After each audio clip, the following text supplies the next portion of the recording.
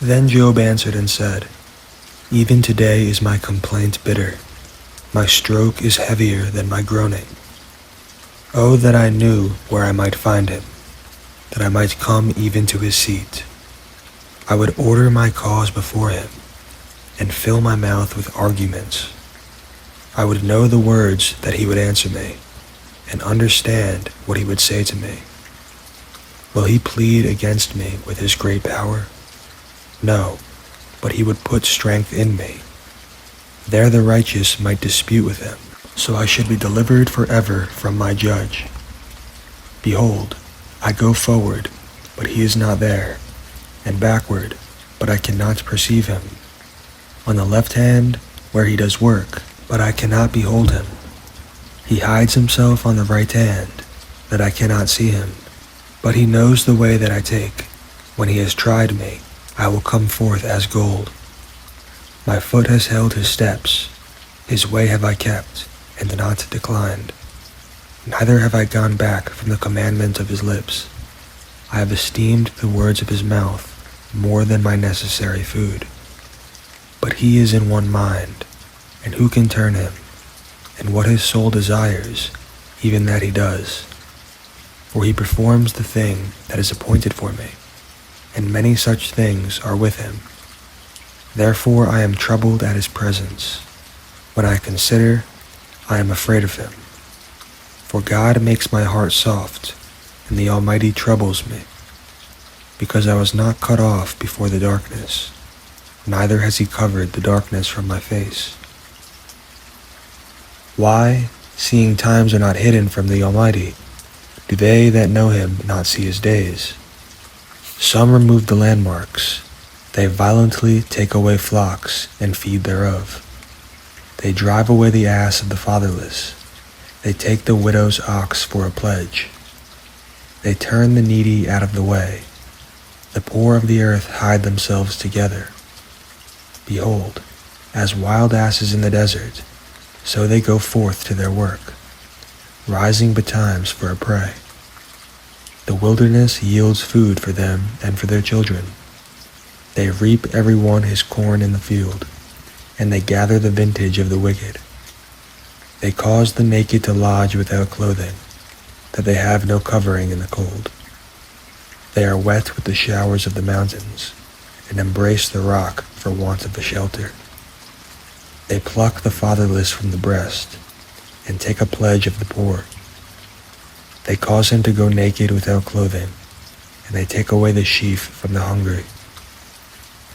That make oil within their walls, and tread their winepresses, and suffer thirst. Men groan from out of the city, and the soul of the wounded cries out, yet God lays not folly to them. They are of those that rebel against the light, and they know not the ways thereof, nor abide in the paths thereof. The murderer rising with the light kills the poor and needy, and in the night is as a thief. The eye also of the adulterer waits for the twilight, saying, No eye will see me, and disguises his face. In the dark they dig through houses, that they have marked for themselves in the daytime. They don't know the light. For the morning is to them as the shadow of death. If one know them, they are in the terrors of the shadow of death.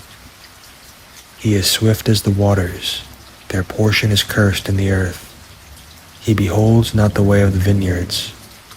Drought and heat consume the snow waters. So does the grave those that have sinned.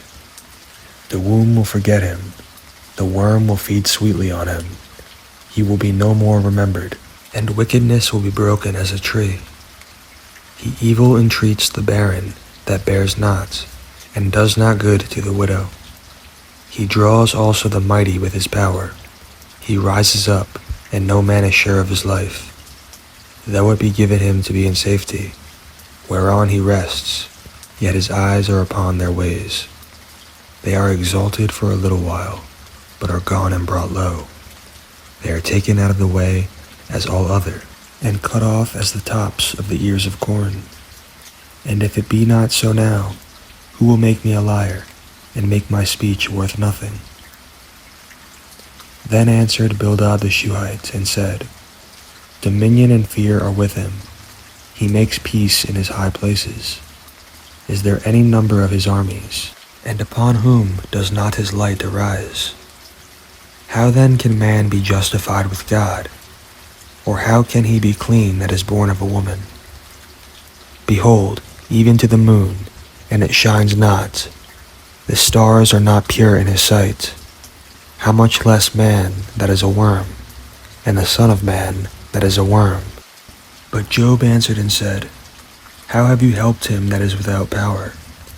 How do you save the arm that has no strength? How have you counseled him that has no wisdom? And how have you plentifully declared the thing as it is? To whom have you uttered words, and whose spirit came from you? Dead things are formed from under the waters, and the inhabitants thereof. Hell is naked before him, and destruction has no covering. He stretches out the north over the empty place, and hangs the earth upon nothing. He binds up the waters in his thick clouds, and the cloud is not rent under them. He holds back the face of his throne, and spreads his cloud upon it. He has compassed the waters with bounds, until the day and night come to an end. The pillars of heaven tremble, and are astonished at his reproof. He divides the sea with his power, and by his understanding he smites through the proud.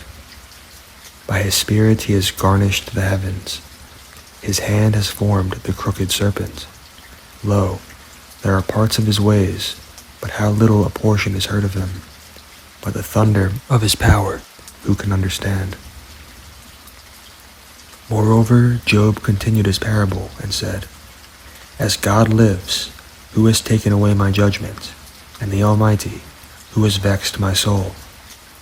All the while my breath is in me, and the Spirit of God is in my nostrils. My lips will not speak wickedness, nor my tongue utter deceit. God forbid that I should justify you. Till I die I will not remove my integrity from me. My righteousness I hold fast, and will not let it go. My heart will not reproach me so long as I live.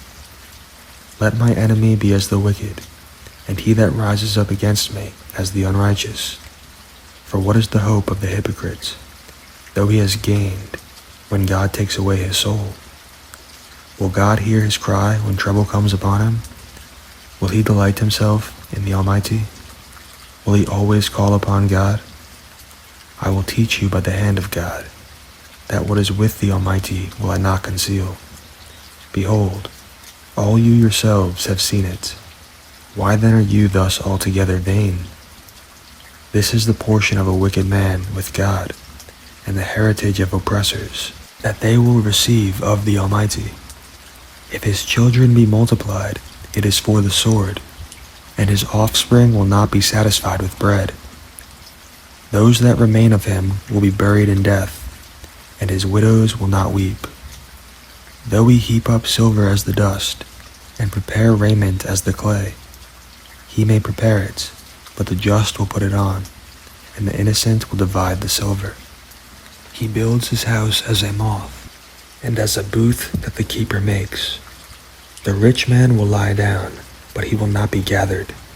He opens his eyes, and he is not. Terrors take hold on him as waters. A tempest steals him away in the night. The east wind carries him away, and he departs, and as a storm hurls him out of his place. For God will cast upon him, and not spare. He would fain flee out of his hand. Men will clap their hands at him, and will hiss him out of his place. Surely there is a vein for the silver, and a place for gold where they find it. Iron is taken out of the earth, and brass is molten out of the stone. He sets an end to darkness, and searches out all perfection, the stones of darkness, and the shadow of death. The flood breaks out from the inhabitant, even the waters forgotten of the foot. They are dried up, they are gone away from men. As for the earth, out of it comes bread, and under it is turned up as it were fire. The stones of it are the place of sapphires, and it has dust of gold. There is a path that no fowl knows, and that the vulture's eye has not seen. The lion's whelps have not trodden it, nor the fierce lion passed by it. He puts forth his hand upon the rock. He overturns the mountains by the roots. He cuts out rivers among the rocks, and his eye sees every precious thing. He binds the floods from overflowing, and the thing that is hid he brings forth to light. But where will wisdom be found, and where is the place of understanding? Man does not know the price thereof, neither is it found in the land of the living. The depth says, "It is not in me," and the sea says, "It is not with me." It cannot be gotten for gold, neither will silver be weighed for the price thereof. It cannot be valued with the gold of Ophir, with the precious onyx, or the sapphire. The gold and the crystal cannot equal it, and the exchange of it will not be for jewels of fine gold. No mention will be made of coral, or of pearls, for the price of wisdom is above rubies. The topaz of Ethiopia will not equal it, neither will it be valued with pure gold. From where then comes wisdom, and where is the place of understanding? Seeing it is hid from the eyes of all living, and kept close from the fowls of the air. Destruction and death say, "We have heard the fame thereof with our ears." God understands the way thereof, and he knows the place thereof. He looks to the ends of the earth, and sees under the whole heaven, to make the weight for the winds, and he weighs the waters by measure. When he made a decree for the rain, and a way for the lightning of the thunder, then he did see it, and declare it. He prepared it, yea, and searched it out. And to man he said, Behold, the fear of the Lord, that is wisdom, and to depart from evil is understanding.